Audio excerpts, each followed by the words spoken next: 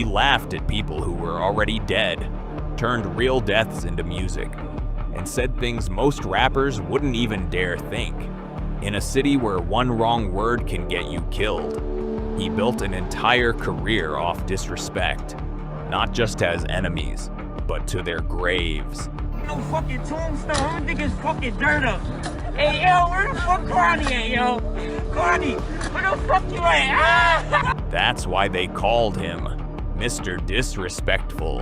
Mr. Disrespectful, I'm gonna fuck who you is, I will disrespect you. Where we are. But here's what makes his story even crazier. He wasn't moving alone. Every move he made, every diss he dropped, came with a whole circle behind him. And in a world like that, one person's actions can put everyone in danger. Because in the streets, fame doesn't protect you, it exposes you.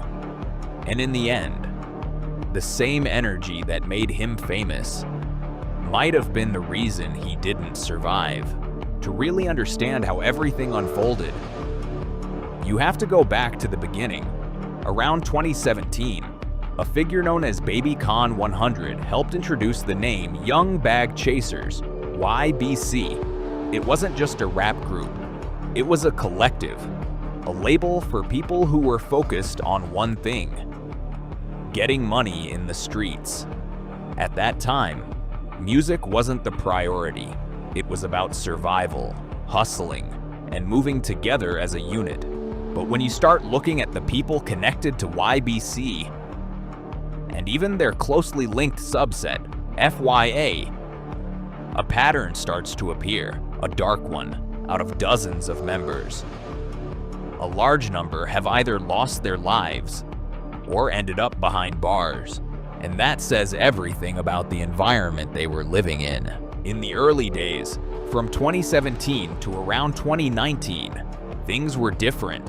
The focus wasn't violence, it was getting money, staying afloat, trying to build something, but that wouldn't last. Because in the summer of 2019, everything shifted.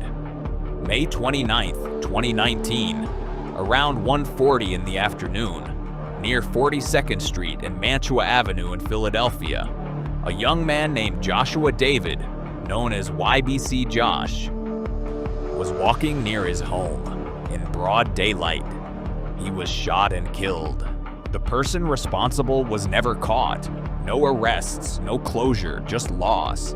And for the people around him, especially those in YBC, that moment hit hard. Because this wasn't just someone from the neighborhood. This was one of their own, a friend, a brother. Because from that point on, things weren't the same.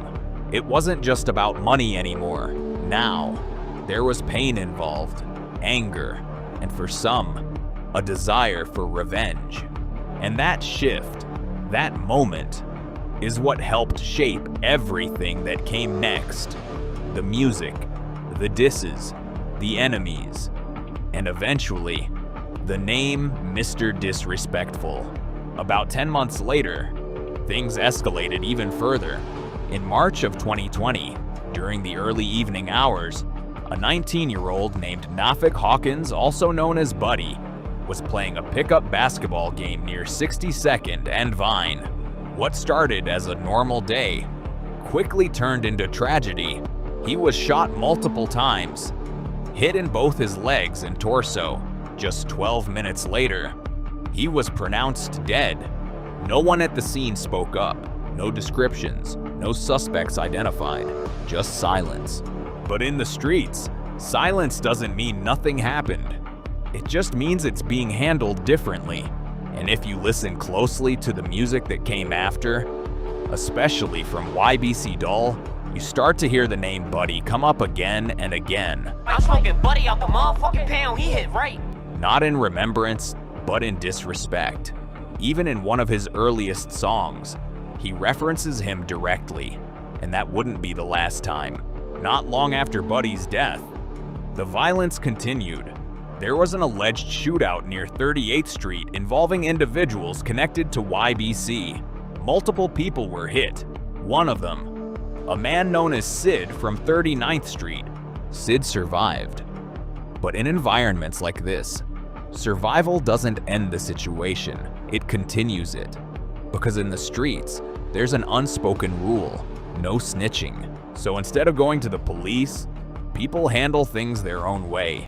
By September of 2020, that's exactly what happened. Sid would later claim responsibility for another shooting. A man named Brian was riding his bike along the 900 block of Belmont Avenue. Around 9:30 at night, he was shot multiple times in the head and died at the scene. And just like that, the cycle continued, back and forth, loss after loss. But it didn't stop there. By early 2021, things got even worse. On January 16th, 2021, a 15-year-old named Quan Williams, also known as Q Raw, was walking near 40th and Cambridge. On his way to the store, he never made it.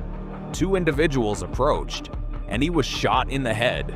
15 years old, and even after his death, the situation didn't end. His name would later be mocked in songs, twisted into different versions, used as part of ongoing disrespect in the music. February 24th, we smoke Rizzy out the pound. At this point, it was clear this wasn't just isolated incidents anymore. This was a cycle, one event leading to another, with no real ending. At this point, YBC wasn't just reacting anymore. They were actively looking for revenge, and one name in particular stood out: Sid. On March 18th, 2021, they were allegedly given information that Sid was being released from jail that night, so they waited. But the information was wrong. Around midnight, near the prison, a 20-year-old man named Rodney Hargrove was shot and killed. He wasn't the target. They believed he was Sid.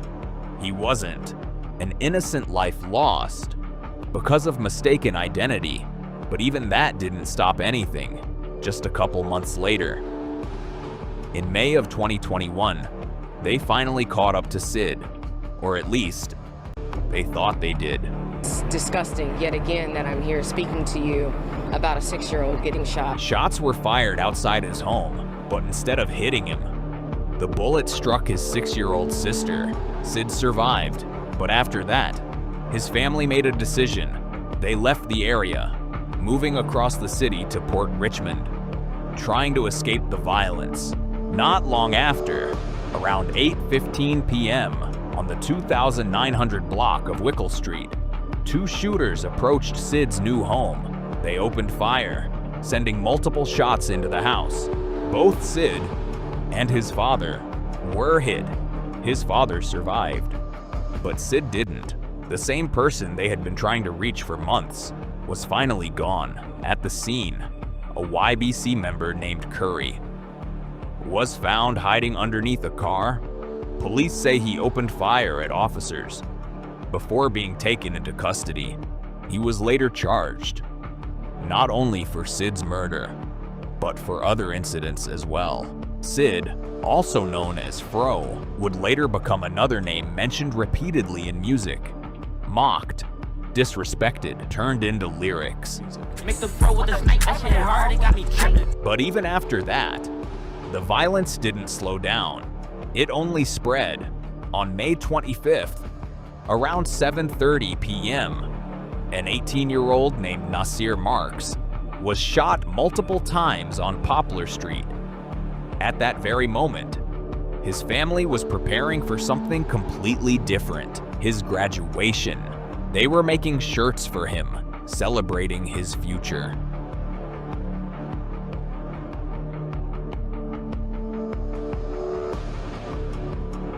Just 30 minutes later, another shooting. A 15-year-old named Kanye Pittman was targeted on North Sydenham Street. 32 shots were fired, 5 of them hit him. He didn't survive. 15 years old, again, and just like others before him.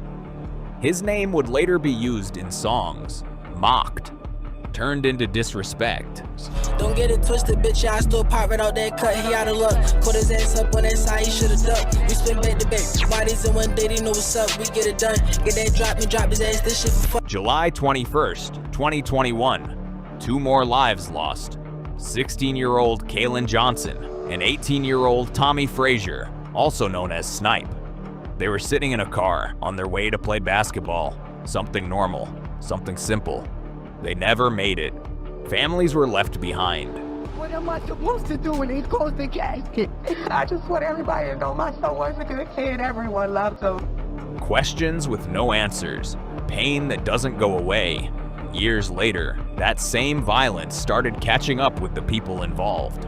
In August 2024, Curry, a member connected to YBC and FYA, went to trial for multiple murders. His defense argued that his environment shaped him, that trauma from losing family members at a young age changed his life path. But the jury didn't see it that way. He was found guilty and sentenced to decades in prison, a sentence that could keep him locked away for most of his life. By this point, the group that once moved together started falling apart. Curry is the 5th of 5 YBC members, which stands for Young Bag Chasers. The new name is you've been charged. The founder, J100, was shot and killed. Reek 1200, arrested on serious charges, facing decades. F5, serving time. Curry, facing life behind bars. Da Fetty, Dull's own cousin, was killed. Others, locked up on conspiracy charges, or on the run, or gone. The same group that once moved as one was now broken. And while all of this was happening, their enemies were growing. Different groups, different blocks, started linking up, forming alliances. A larger opposition formed, made up of multiple crews across the city. And because of everything that happened, YBC found themselves surrounded. Enemies on multiple sides, different neighborhoods, different alliances. There was no safe direction. At one point, it felt like only a few were left standing. And one of the most visible names still out was YBC Dull, the same person who turned all of this into music, into attention, into a name, Mr. Disrespectful. And by now, everything that had happened, all the violence, all the losses, all the enemies, it was all catching up. In the end, Mr. Disrespectful became a name everyone knew, but the same lifestyle that made him famous is what led to his downfall. If you made it this far, drop a comment below, and don't forget to like and subscribe for more.